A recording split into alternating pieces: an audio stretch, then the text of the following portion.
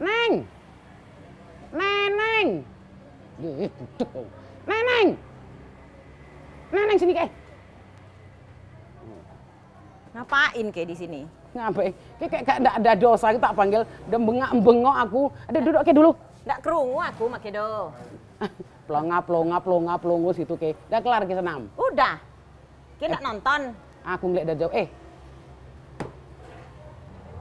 Untuk tanding di sini, data hitung-hitung kita ada berapa hari.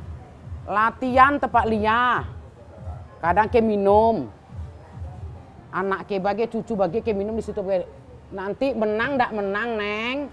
Ke kumpuli kawan, iuran sekete ideng. Ke kasih sama lia. Nah, dia tuh memang ndak minta, ngerti lah ke sekete. Alah, kayak gitu aja bayar. Latihan sebentar-sebentar aja kok. Apa yang diminta Malia tuh? Wedang aku bawa. Itulah dialog berbahasa Tansi, sebuah keunikan yang hanya ditemukan di kawasan kota Sawah Lunto, Sumatera Barat. Sekarang gini aja. Berdiri pada tahun 1888, kota ini merupakan salah satu kota tua terbaik di Indonesia yang berjulukan Kota Tambang. Dengan segala peninggalan sejarahnya, UNESCO menetapkan Sawah Lunto sebagai kota warisan dunia pada tahun 2019.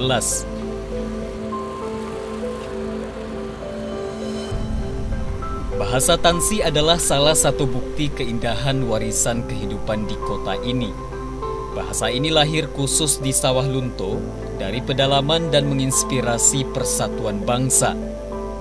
Bahasa Tansi adalah bahasa yang berkembang di tengah masyarakat buruh tambang. Kenapa bahasa ini muncul? Karena Sawah Lunto dikenal sebagai kota wisata kota tambang batu bara, di mana masyarakat pekerjanya adalah orang-orang yang didatangkan dari luar kota Sawah Lunto, seperti dari Jawa, Batak, Sunda, dan lain sebagainya. Sehingga menimbulkan akulturasi budaya. Tidak hanya itu, juga menimbulkan akulturasi bahasa di dalam kehidupan mereka bermasyarakat sehari-hari. Karena mereka itu bermukim, pasti membutuhkan komunikasi. Mereka itu bermukim di suatu kawasan, tidak hanya satu suku, tapi beberapa suku. Pasti mereka membutuhkan komunikasi yang simpel terhadap sesama mereka. Maka muncullah bahasa-bahasa tadi.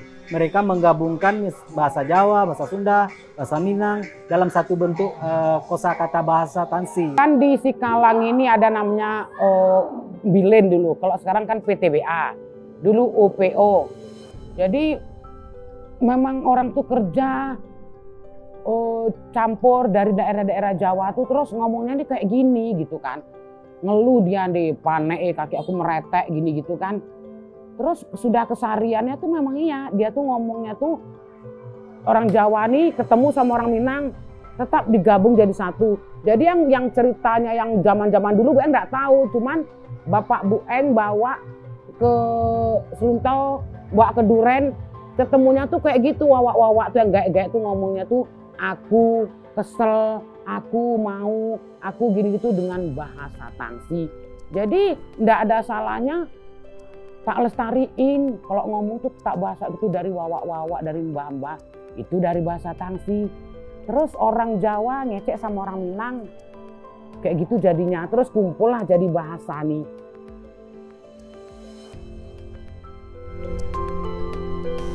Dalam pemahaman kebahasaan, bahasa Tansi merupakan salah satu bahasa Kreol, yaitu bahasa yang terbentuk karena percampuran dari berbagai etnis. Biasanya bahasa Kreol lahir dari aktivitas perdagangan dan terjadi di daerah pesisir.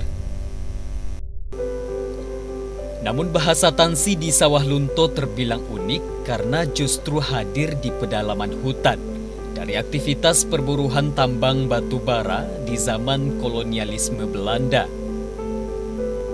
Penamaan bahasa Tansi sendiri berasal dari akronim tahanan besi. Hal tersebut merupakan penemuan dari penelitian Dr. Elsa Putri Ermisah Syafril, seorang dosen yang memiliki masa kecil di kota Sawah Lunto. Sejak kecil ia merasa penasaran dan itu menginspirasinya untuk meneliti bahasa Tansi secara intensif pada tahun 2008 hingga 2010 untuk kebutuhan disertasinya. Hasil penelitiannya ia bukukan dengan tajuk Menggali Bara Menemu Bahasa yang terbit pada tahun 2011. Hal tersebut kemudian menjadi dukungan kepada bahasa Tansi untuk ditetapkan sebagai warisan budaya tak benda Indonesia oleh Kementerian Pendidikan dan Kebudayaan Republik Indonesia pada 10 Oktober 2018. Sebagai bahasa Kreol, bahasa Tansi merupakan campuran dari 10 bahasa etnis, di antaranya bahasa Melayu sebagai bahasa dasar, Minangkabau, Jawa, Sunda, Bugis, Madura, Batak, Bali, Cina, dan Belanda. Ini merupakan salah satu percampuran terbanyak di dunia.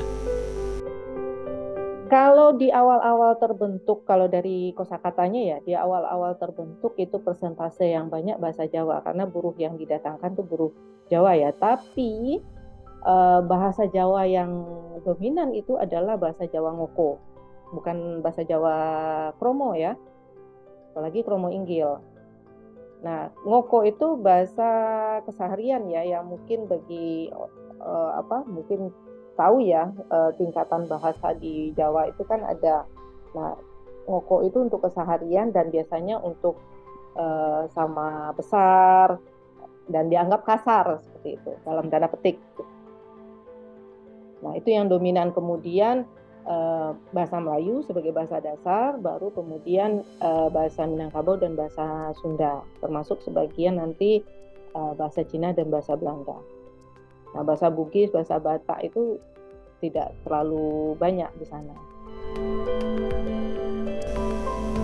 Dr. Elsa Putri menemukan bahwa bahasa Tansi telah hidup lebih dari 100 tahun di kota Sawah Lunto. Prosesnya yang cukup panjang dan telah memiliki keturunanlah yang memenuhi syarat sah sebagai bahasa Kreol. Memang dari buruh, bahasa itu dari buruh, dan bagaimana mereka kemudian berkomunikasi. Awalnya itu kalau bahasa Kreol awalnya adalah bahasa Pidgin.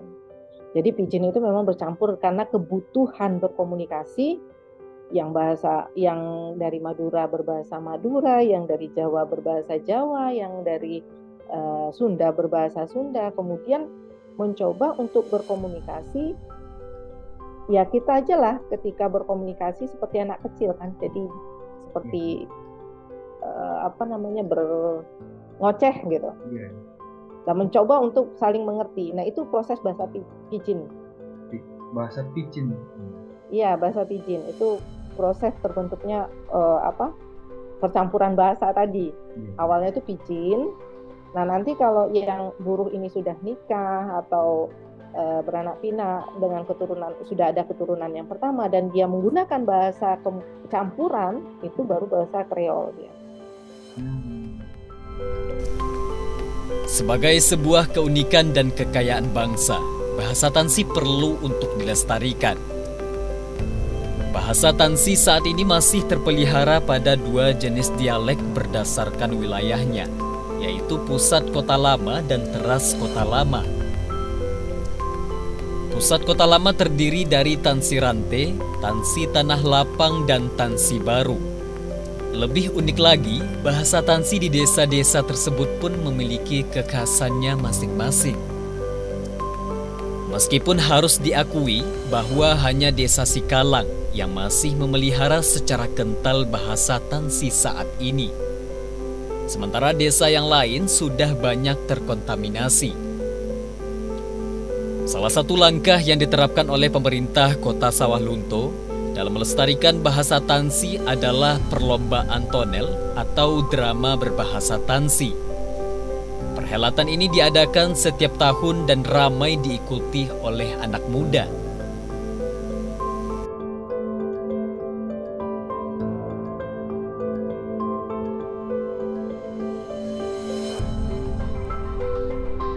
Itu dilaksanakan setiap tahun, tujuannya agar bahasa Tansi itu tidak punah di tengah masyarakat, khususnya ke masyarakat Tansi dan umumnya adalah masyarakat Sawah Lunto.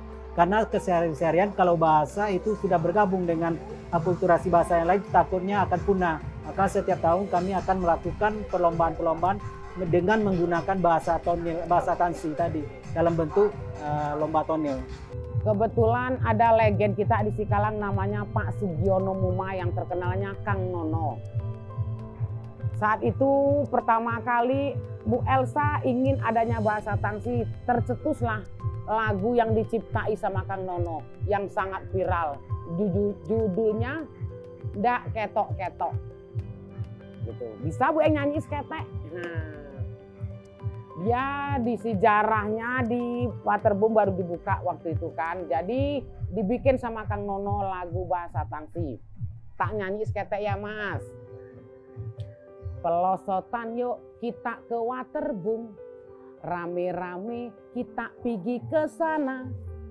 Nyemplung-nyemplung jangan sampai kita kelelep. Apalagi ndak ketok-ketok.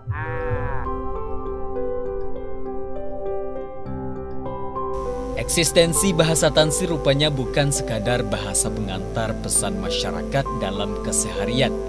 Sejarah kelahiran bahasa Kreol ini mengisyaratkan suatu keberagaman yang secara alami saling beradaptasi dan menjadi satu kesatuan. Menurut Dr. Elsa Putri, etnis-etnis para buruh tambang yang datang ke kota Sawah Lunto rela melepas identitas asal masing-masing bisa berbaur dengan sesamanya meskipun berbeda bahasa. Lambat laun mereka memadukan kosakata hingga logat bahasa setiap etnis yang ada, sehingga bahasa Tangsi menjadi bahasa persatuan pada masa itu.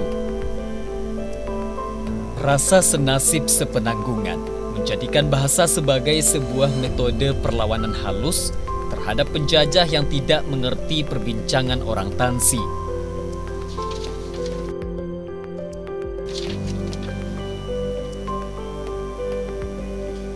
Dr. Elsa juga menemukan hal itulah yang menjadi inspirasi bagi para pahlawan asal kota Sawah Lunto. Sebut saja Muhammad Yamin, Adi Negoro, Sujatmoko, dan Muhammad Amir yang dinobatkan sebagai pahlawan nasional. Keberagaman etnis yang bersatu karena kesamaan rasa di Sawah Lunto melahirkan pandangan bahwa beragam etnis yang lebih banyak juga bisa menjadi bangsa yang satu. Semakin terlihat pada inisiasi Muhammad Yamin untuk Kongres Pemuda II pada tahun 1928 yang melahirkan Sumpah Pemuda. Bangsa yang satu, tanah air yang satu, dan bahasa persatuan. Kita semua mengakui bahwa kongres tersebut menjadi cikal bakal kebangkitan bangsa Indonesia. Tanpa disadari, bahasa Tangsi merupakan suatu inspirasi untuk terwujudnya demokrasi di negeri ini. Karena bahasa persatuan adalah sebuah alat penting untuk merawat kebangsaan dan demokrasi.